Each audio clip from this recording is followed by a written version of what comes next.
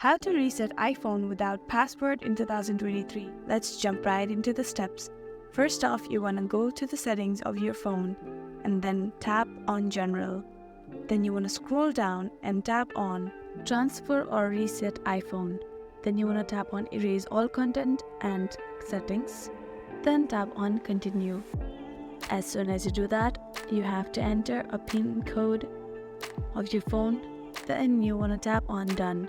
The next thing you can do is you want to force close your phone. That can be done by quickly pressing on to the volume up button once and volume down button once, then keep on pressing on the power button until the logo of iPhone appears. That means your phone is in now recovery mode.